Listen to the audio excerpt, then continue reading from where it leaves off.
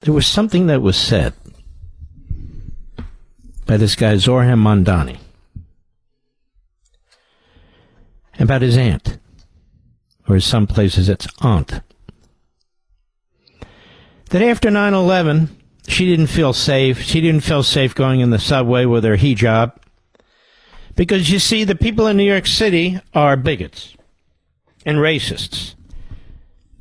You know, it's amazing to me. We're the most beneficent, kind, forgiving people on the face of the earth. We truly are. In any other country, if an ethnic group or religious group did to that country what was done to us on 9/11, there would be a lot to answer for, wouldn't there, Mr. Producer? In fact, so beneficent are we, we're almost ridiculous. In fact, absurd. In fact, self-defeating. Qatar protected KSM, the mastermind, in 9/11. They helped him escape the FBI. And less than 2 years later, he and Saudi terrorists attacked our country. Killed 3,000 of our fellow citizens. Now I understand Qatar is not only one of the greatest leaders in the Middle East, but one of the greatest leaders in the world and our dearest friend, and we don't know what we'd do without them. Same with Saudi Arabia, our new, wonderful, dear friends. Qatar has about 330,000 citizens. They don't really invent anything. They have a lot of slave labor there. But they have an enormous amount of natural gas. And so they're our buddies, and they've paid a lot of money to be our buddies. I mean, Capitol Hill, law firms, public officials in and out of government, the media, Islamist front groups in our country. They're very busy. Very busy. Then there's Saudi Arabia. They've never apologized for 9/11. In fact, they keep the cover-up going. But they're our dear friends now, too. Israel, of course, we're supposed to hate Israel. But Qatar, wonderful. Saudi Arabia, wonderful. Zohran Mamdani was with a group of Muslims at a mosque in the Bronx, and he's very upset, you see, because his auntie was afraid of you, the American people, because she was wearing a hijab. And we know how you Americans are when it comes to immigrants and hijabs. Of course, the FBI tells us that by overwhelming amount, the greatest amount of hate crimes is against Jews. And by the way, often by Arabs and Muslims. Shh. No. Shh, don't say that. But it's true. Some of them even call themselves Palestinians. Shh, Mark. Don't. So here he is, Zohran Mamdani, telling you New Yorkers, in fact, we, the American people, what a bunch of racist bigots we were after 9/11. Of course, it was racist bigots who attacked us, but that's beside the point. Cut 4, go. I want to use this moment to speak to the Muslims of New York City.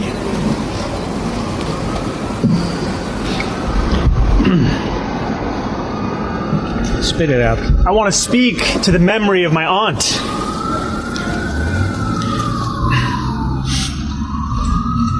who stopped taking the subway after September 11th because she did not feel safe in her hijab. And he paused. He showed some emotion, tears. He was sort of a gentle cry. His aunt was a victim of American racism and bigotry against Muslims, even though on that day it was Islamists who slaughtered 3,000 Americans, including Muslims.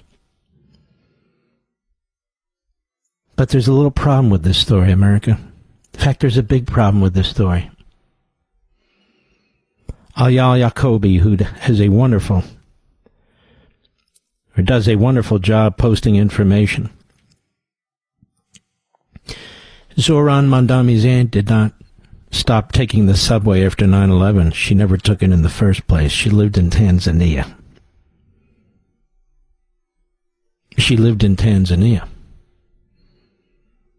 She was a senior program development officer. Before that, she was a public health consultant. All in Tanzania. Nobody bothered his aunt. His aunt wasn't here. She wasn't taking the subway. Now, what about that? So in addition to being a Marxist, an Islamist, an American hater, and a Jew hater, he besmirches 9/11. Besmirches 9/11. Now, who's Mahmoud Mamdani? He's Zohran's father. Zohran's father, who's a tenured faculty member, a professor at Columbia University, where he preaches his hate, his terrorism, his anti-Americanism. Folks, I have a question for you. Do you believe America's best days are still ahead? With the 250th anniversary of the signing of the Declaration of Independence coming up in less than a year, my friends at the Heritage Foundation are taking stock of the current situation, and they need your input. They've launched a survey on America's future to gauge how Americans feel right now about where we are as a nation and where we're headed in the next 250 years. You know, for decades, your American values have been under attack, but now, with President Trump's administration in office, we have an opportunity to turn the tide and usher in a new golden age for America. But the Heritage Foundation needs to hear from you. What policies do patriots like you most care about? What do you believe are the defining principles of America? What legacy do you believe we should pass on to the next generation? Please visit heritage.org/Levin today and share your feedback and help shape the future of America. That's heritage.org/LEVIN. Paid for by the Heritage Foundation. I want to give a hat tip to Maze, who's fantastic, too, on X. All these people should be given podcasts if they're not, rather than the freak frauds and phonies out there. Cut one, go. America is the genesis of what we call settler colonialism. And the American model was exported all around the world. Abraham Lincoln generalized the solution of reservations. They herded American Indians into separate territories. For the Nazis, this was the inspiration. Hitler realized two things. One, that genocide was doable. It is possible to do genocide. That's what Hitler realized. Second thing Hitler realized is that you don't have to have a common citizenship. You can differentiate between people. The Nuremberg laws were patterned after American laws. Anyway, the U.S. put Indians in reservations. The U.S. invented the model. The U.S. invented the model. The model of what? The model for Hitler. The U.S. invented the model for Hitler by putting Indians in reservations.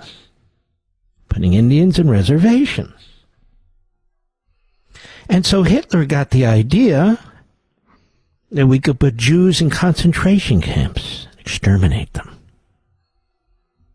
America created the model.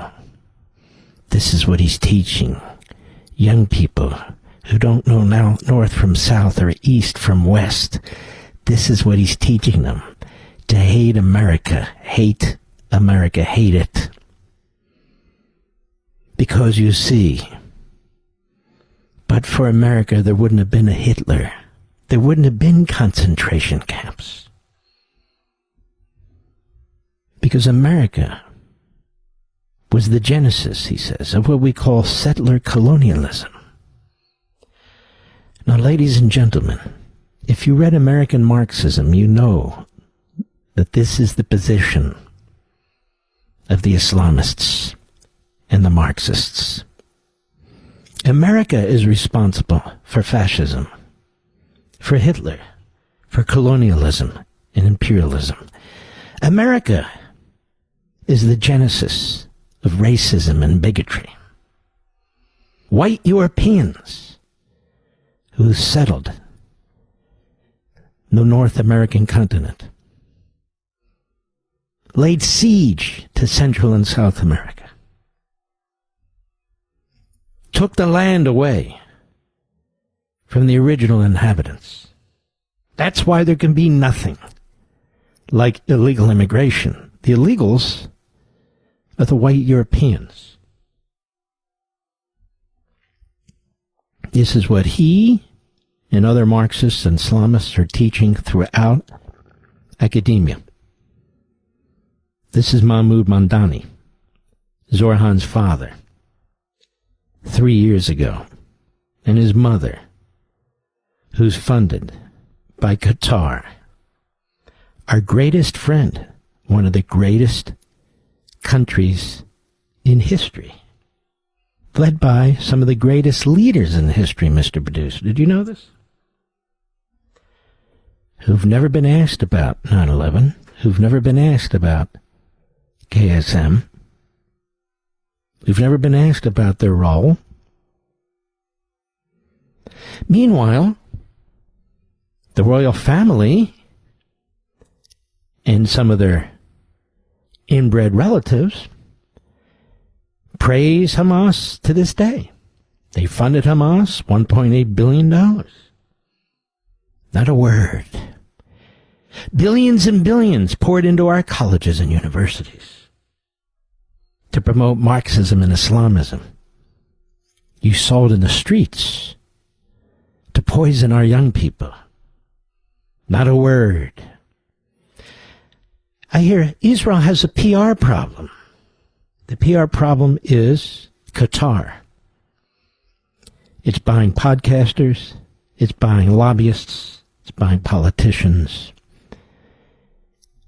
It buys media outlets indirectly, spending a lot of money because of all that natural gas it has. Gee. And there's Mamdani, who, God forbid, if he gets elected, will be elected because of the overwhelming support, as the New York Post reported, from migrants.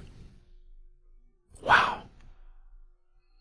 I heard Karl Rove say something today, and I don't normally quote him because I don't normally care. But he actually said something that caught my attention. I'm doing Mahmoud Mamdani. Mahmoud. And that is, New York City is 65% Democrat and 22% independent. By my count, Mr. Producer, that's 87% who are not Republicans but tend to vote Democrat. He's got 45% of the support in the polls. In other words, he's got nothing. But because he can win in a plurality when you have multiple parties running like you do in other countries, he can slip in with a plurality of 45%. Even though the city is 87% liberal. Not exactly united behind Mr. Mamdani, are they? No, they're not. That's Mahmoud Mamdani. One more time for the slow of listening. Cut one, go. America is the genesis of what we call settler colonialism. And the American model was exported all around the world. Abraham Lincoln generalized the solution of reservations. So here's Abraham Lincoln, who led a civil war to free the slaves. And he's a colonialist. They want to attack our most important figures, statesmen. They want you to hate them. Worse off, they want our youth to hate them. So now Abraham Lincoln, you see, was a racist. The man who literally freed the slaves. He's a racist. But Mahmoud Mamdani of Uganda knows everything. And his son knows even more. Because they're not poisoned by the American system that they hate, you see. They seek to destroy it from within. And I warn these idiot Republicans, stop saying that this is okay, all Democrats will have to run on his agenda. No, it's not okay. One city at a time is not okay.